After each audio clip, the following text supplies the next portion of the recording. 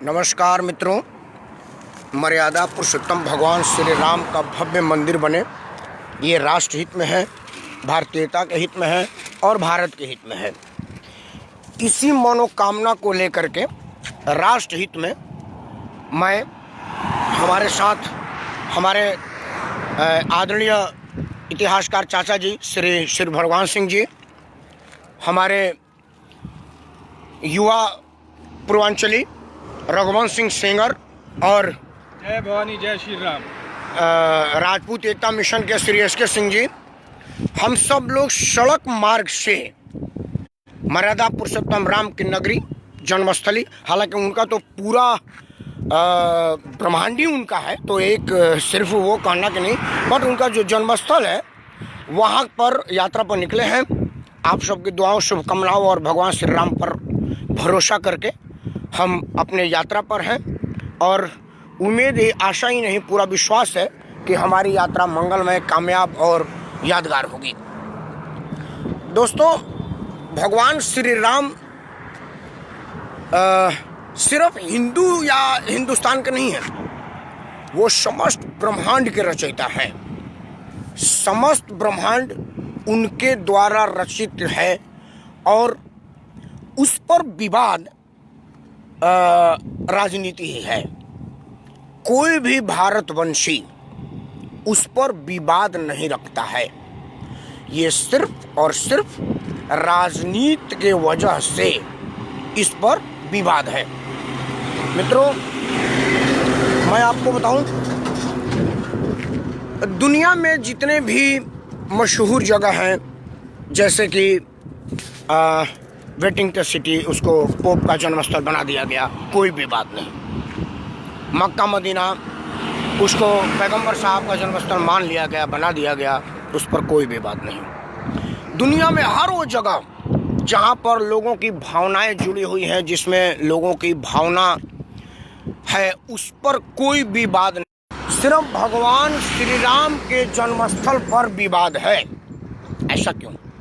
मैं यही पूछना चाहूँगा अपने साथ चल रहे महानुभावों से, जिन लोगों ने यात्रा में हमारा साथ दिया, हमारे साथ चल रहे हैं। सबसे तो पहले ये हमारी वाहन है जो अयोध्या तक पहुंचाएगी दिल्ली से। आपका भरोसा, आपका आशीर्वाद और इस गाड़ी का साथ हम लोग अयोध्या तक की यात्रा पर हैं। अभी आगरा से लखनऊ के आगरा एक्सप्रेसवे पे हैं। यहाँ पर लखनऊ 264 किलोमीटर दिखा रहा है। यहाँ जलपान और अल्पाहार का तो समय नहीं है, लेकिन हम लोग अल्पाहार ही किए हैं, क्योंकि रास्ता अगर बाई रोड चलना है तो अल्पाहार ही करना चाहिए। मैं पूछना चाहूँगा आदरणीय श्री भगवान सिंह जी से। श्री भगवान सिंह जी, पहले तो भगवान श्री राम पर आप कुछ अपना ऐतिहासिक ज्ञान बताएं। मैं जहाँ तक अध्ययन किया हूँ, भारतीय इतिहास के संदर्भ में डॉक्टर राम मनोहर लोहिया, जो स्वयं अपने को नास्तिक कहते हैं, लेकिन वो कहते हैं कि राम से संबंधित जितने स्थल हैं, मैं रामेश्वरम वैसे ही दौड़ा जैसे गाय के पीछे बछड़ा। ये डॉक्टर लोहिया के शब्द हैं। डॉक्टर लोहिया राम को भारतीय राष्ट्रीयता, भारतीय अस्मिता और पूरे भारत के प्रतीक मानते हैं। कोई भी भारतीय राम से अलग नहीं हो सकता। मैं एक आज याद करता हूँ सुभाष चंद्र बोस के सेनापति कैप्टन अब्बास अली, जो एमएलसी थे और स्वर्गीय चंद्रशेखर जी के सहयोगी थे। उन्होंने स्वीकार किया है, बुलंदशहर के रहने वाले कैप्टन अब्बास अली, सुभाष चंद्र बोस के कैप्टन, कि मैं राम का वंशज हूँ। भारत के जितने भी मुसलमान हैं वो अपने को राम के वंशज कहते हैं। ये इतिहास में प्रमाणिक है। एक कुंवर महमूद अली ने भी, जब जो गवर्नर थे मध्य प्रदेश के, उन्होंने भी जब वहाँ झंडा फहराया था, धार जो परमारों का जो किला था, उन्होंने जब कुछ लोगों ने विरोध किया था उनका कि एक मुसलमान कैसे यहाँ झंडा फहरा सकता है काली देवी के ऊपर, तो उन्होंने कहा कि तुमको ये देखना होगा, मैं राम का वंशज हूँ और हमारे पूर्वजों ने इस काली मंदिर को बनाया है, इसलिए तुमसे ज़्यादा मेरा हक है इस मंदिर पर जो है झंडा लगाने का। मित्रों, आप इतिहास के नज़र में डॉक्टर भगवान सिंह को सुने, वो इतिहास के ज्ञान है। अब मैं राजपूत एकता मिशन के अध्यक्ष श्री सुरेंद्र सिंह जी से जानना चाहूँगा। इसके सिंह जी, आप बताइए। राष्ट्रता के प्रतीक भगवान प्रभु श्री राम के नगरी में हम लोगों का जाने का इरादा बना, क्योंकि वहाँ पे 2-3 कार्यक्रम हैं जो अपने क्षत्रिय समाज से भी जुड़े हुए हैं और बाकी राजनीति में बहुत सारे समाज के लोग वहाँ पहुँच रहे हैं कि हर हालत में वहाँ पे राम मंदिर बनना चाहिए। विश्व हिंदू परिषद भी वहाँ पे जल्द ही वहाँ पे अपना अप्रोच करके अपनी दावा और लोगों को ये प्रभावित करने की कोशिश कर रहे हैं कि लोग आपस में मिलजुल करके इस मामले को सुलझा दें और जितना जल्द हो सके राम मंदिर का निर्माण वहाँ पर हो सके। हमारे साथ कुंवर रघुवंश सिंह सेंगर हैं, ओजस्वी युवा तुर्क और हम सबके उम्र में सबसे छोटे हैं, अपने छोटे भाई हैं। रघुवंश, आप बताइए आपका क्या विचार है? पहले आपको लखनऊ से बाई रोड यात्रा करने की क्यों जरूरत पड़ी और अयोध्या जाने की क्यों जरूरत पड़ी? अयोध्या हमारी जो कि 3 दिवसीय हमारा कार्यक्रम है, वहाँ पर एक तो वहाँ पर आचार्य श्री बालकुंद दास महाराज के माध्यम से एक धर्मशाला का निर्माण है जो कि उसका उद्घाटन है। इसके अलावा 24 तारीख को क्षत्रिय समाज की ओर से 1 लाख दीप जलाए जाएंगे अयोध्या घाट पर।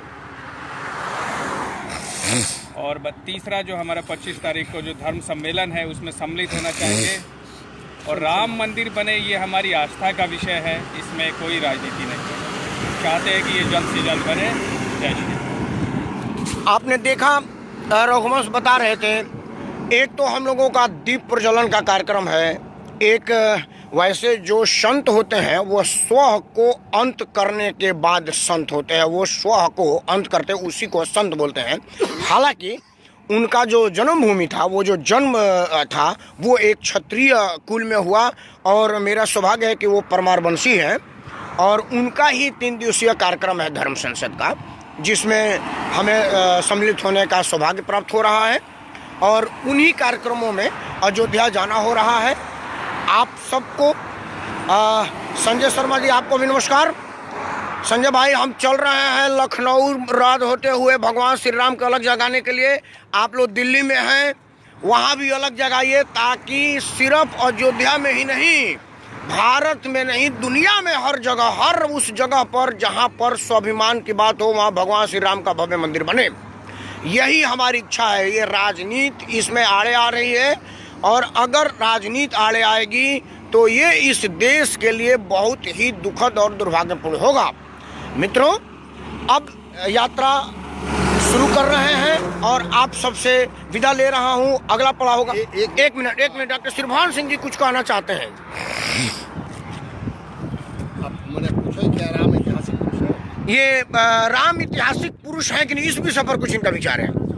भाइयों, मैंने पिछले 10 साल से भारतीय इतिहास पर राम का क्या रोल है, मैंने इस पर अध्ययन किया है और मैं सूचना के साथ आपको ये खुशहाली दे रहा हूँ कि भारतीय इतिहास में एक राजा हमको ऐसे मिला है 11वीं शताब्दी का, जिसका कि नाम जगदेव है। जगदेव राजा उदयादित्य के पुत्र हैं। राजा उदयादित्य परमार राजा थे, अब भोज के बाद वो राजा बने थे। अपने डोंगर राम अभिलेख में राजा जगदेव कहते हैं कि हम ये जो हमारे वंश में जो भोज हुए वो द्वितीय राम हैं। माने राम को तो हमारे वंश के सागर का हमारा वंश है, हम राम के वंशज हैं और राम के ही समान समाज समो गुण ये भोज को कहते हैं कि भारतीय इतिहास में राजा भोज राम के समान गुण वाले हैं। इसलिए अगर राजा भोज हम सब जानते हैं ऐतिहासिक पुरुष है, उसी वंश में राजा भोज का के ही वंश में राजा राम का जन्म हुआ था, ये जगदेव कहते हैं अपने डोनर गांव अभिलेख में। यह शिलालेख